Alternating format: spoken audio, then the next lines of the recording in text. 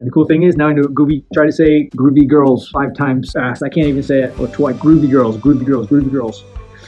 That's my limit. So here we are on the YouTube's meeting once again. And I have a few things from an estate sale, in a garage sale, a thrift store that I found out in the wilds this past weekend. One of the cool things about the World Wide Web is you can go on YouTube and watch resellers like myself and many others who out there, if you're interested in reselling and you ask the question of, what do you sell? How do I make money? I don't know where to go to look for things to sell. You just have to go out and do an experience, and that takes a lot of time. However, when you go on the YouTubes, folks like myself will show you some of the stuff that they find out in the wild. It helps flatten out that learning curve just a little bit, so when you go out there and you can see these things, you know right off the bat that these things may be worth your time. Bolo, be on the lookout for.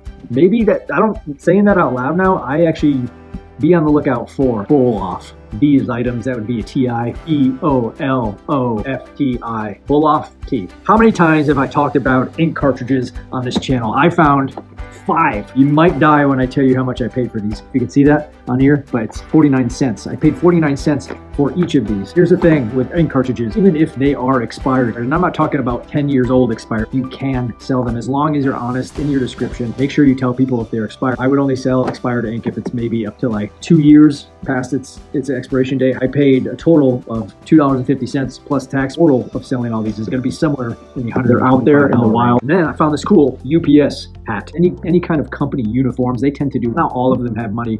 Once I think I tried to sell a Domino's hat, and I don't think I made any money on that thing. This I bought for $2.13 at a thrift store, and it sells for about 25 to 30 bucks on eBay. And what can Brown do for you?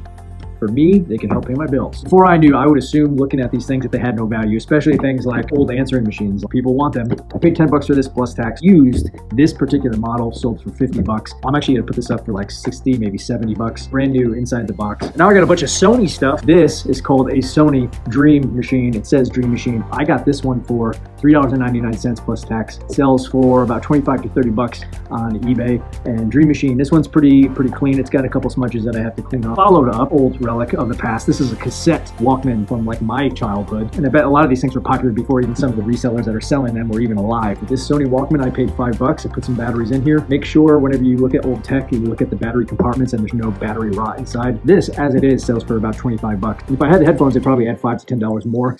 So I'll end up making around $10 to $12 on this sucker. Sony CyberShots. Sony CyberShots are always worth your time. Depending on the model, they all have different value. This one, I was actually shocked. I paid $4. It wasn't priced at the table, and when I brought it up to the estate sales manager, he just charged me 4 bucks, but there was no charger. So I do have to purchase and invest in a charger, which is gonna run me about 8 bucks on eBay. The cool thing is also it had this memory stick inside of it, which I can sell separately. This 1 gig memory stick sells for 25 bucks, just about 25 bucks on eBay. So this alone is gonna pay for the camera and the charger. Plus I do have the case, which I'm gonna throw in the lot with the camera, and a couple other memory sticks and 2 Sony batteries that I'm gonna all put these all together. I'm gonna ask for 100. That's assuming it works. And Sony's making dreams come true. Sony CyberShots, make sure you look out for those. And then finally, I have I had no idea up until this weekend what these things were. Groovy Girls doll. See, there we go again. I'm learning something new. Even after doing this for more than a decade and selling tens of thousands of different items, there's so much stuff out there that I still don't know what it is that have value, and I'm constantly looking up and learning stuff, and that's a key ingredient to success in this business for anybody, especially the newer you are at it. Look everything up. These groovy dolls, I paid 2 bucks plus tax for each of these 4 bucks. I'm gonna lot them up together. Like all things, different variations of different dolls and different toys have different values.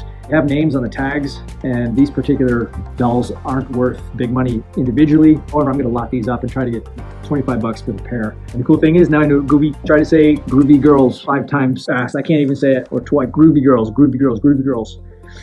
That's my limit. So hopefully this video brought you some things that you can put into your Rolodex of fun and profitable items. So thanks for watching. I will see you guys out in the wilds. See you next time.